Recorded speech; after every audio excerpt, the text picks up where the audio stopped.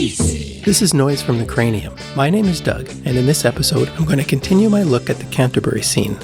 While Daevid Allen was dealing with his forced exile from both England and Soft Machine in 1967, he took some time to rethink things.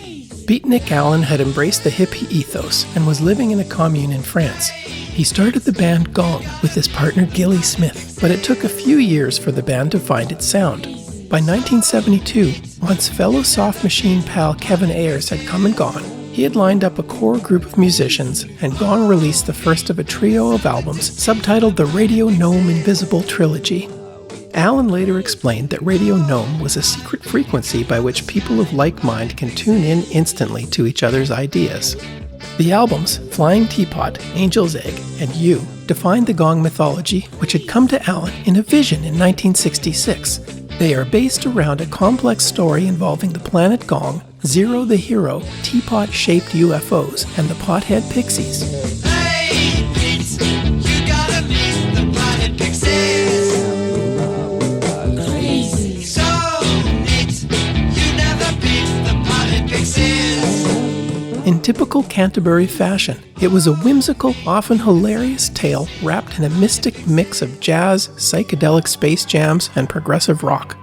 A deeper look at the lyrics, however, reveals that Allen's allegorical stories were steeped in hippie and Buddhist philosophy, as Zero the Hero tries to attain cosmic consciousness despite the temptations of sex, drugs, and religion.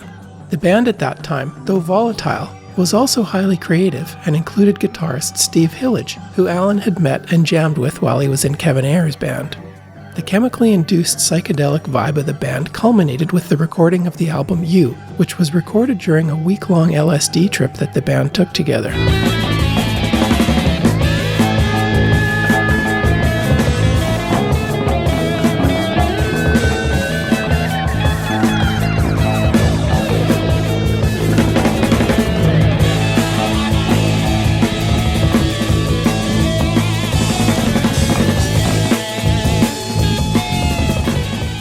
By 1975, Allen was feeling marginalized and quit Gong. Hillage carried on briefly, but he too left the band later in the year to work on his solo career.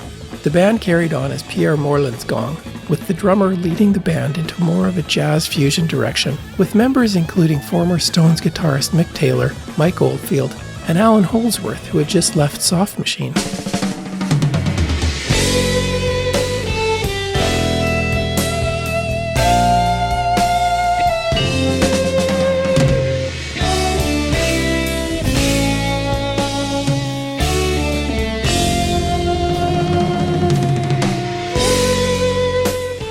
Gong called it quits in the early 80s, but reunited a number of times over the years with various members including Daevid Allen.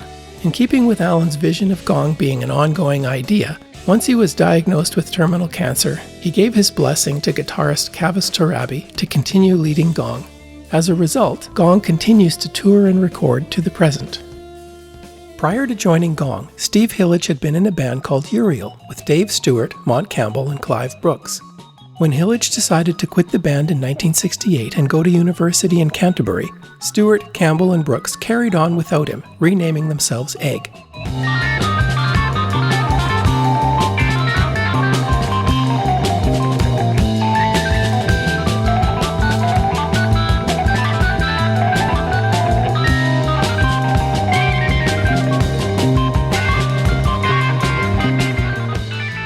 Their first album, released when Campbell and Stewart were just 19 years old and Brooks was 20, was startlingly complex and original musically considering their ages, and contained such typically named Canterbury songs as the Song of McGillicuddy the Pusillanimous or Don't Worry James, Your Socks Are Hanging in the Coal Cellar with Thomas. Their first single, 7 is a Jolly Good Time, featured a chorus in 7/4 time, which was pretty unusual, particularly for a single. I used to play in 4 time when I was very small. Recently I've realized the folly of it all. So grim a thought disturbed me, upset my peace of mind. I started writing songs and all the rhythms I could find, like 5. 7 is a jolly good time, 7 is a jolly good time. That's a very good sign to play in 7 times. Needless to say, it failed to chart. Typical of the Canterbury Scene, Mont Campbell's lyrics had a very English-based humor to them, while musically they experimented with odd time signatures as well as incorporating classical influences into their rock-based approach. Egg released 3 albums between 1969 and 1974, the last coming out 2 years after they had split up. In 1969, Hillage and his former bandmates from Egg recorded a one-off album called Arzikel, trying to cash in on the current psychedelic craze. For contractual reasons, the band members were credited under assumed names.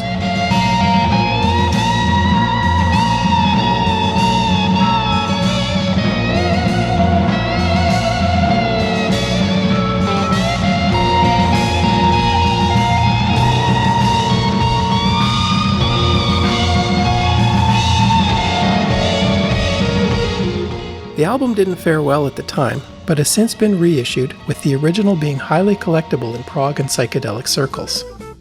After university, Steve Hillage moved to London and formed the band Con. Initially, the band included Pip Pile on drums, but he left to join Gong by the time the resulting album, Space Shanty, was released. The album featured his pal from Uriel and Egg, Dave Stewart, on keyboards, and is a jazzy psych prog classic with complex time signatures and shifting themes.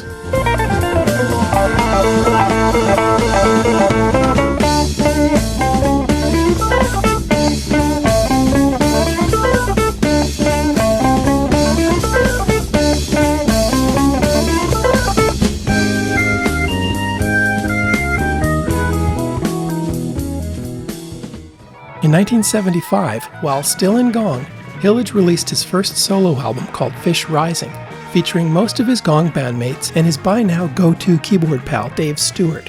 The album further explores Hillage's fascination with echoed-out space jams fueled by psychedelic guitar.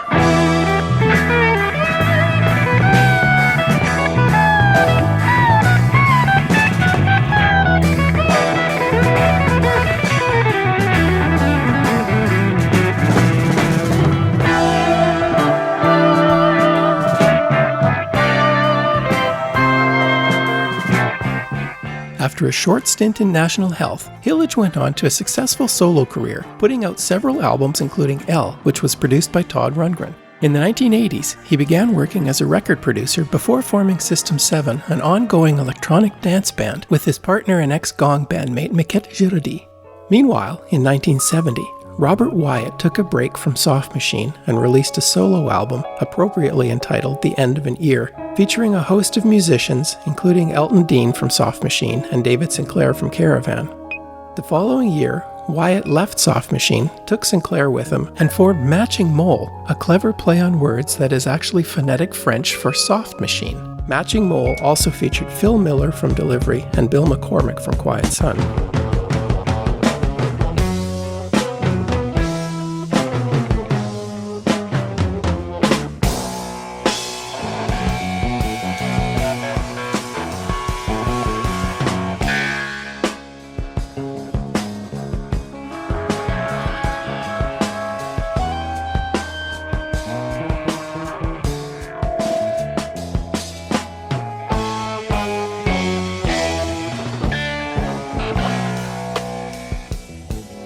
True to form, Matching Mole combined challenging music and quirky humor.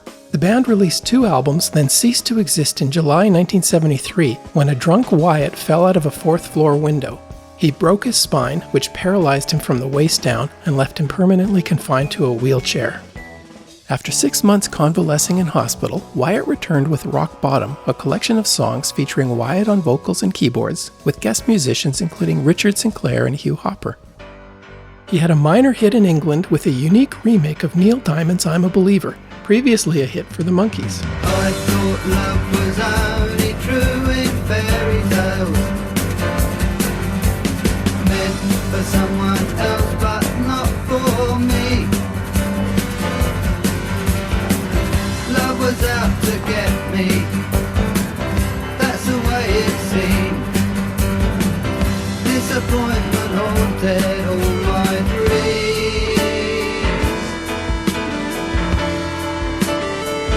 Then I saw her face, now I'm a believer. As As a side note, the BBC's Top of the Pops initially refused to show Wyatt in a wheelchair, stating that it was not suitable for family viewing.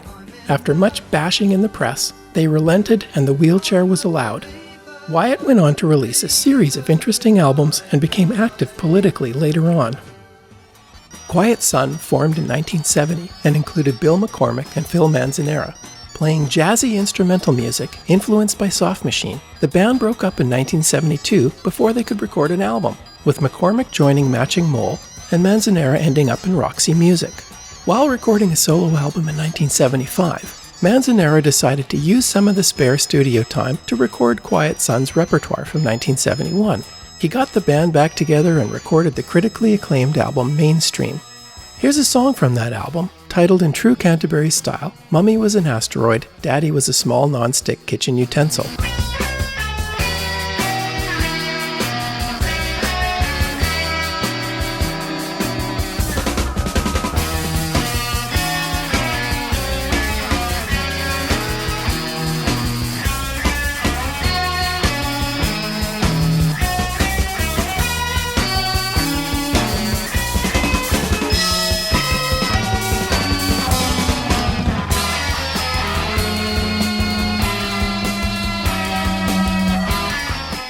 In the next episode, I'll conclude my look at the Canterbury scene and look at some of the bands carrying on in the Canterbury tradition.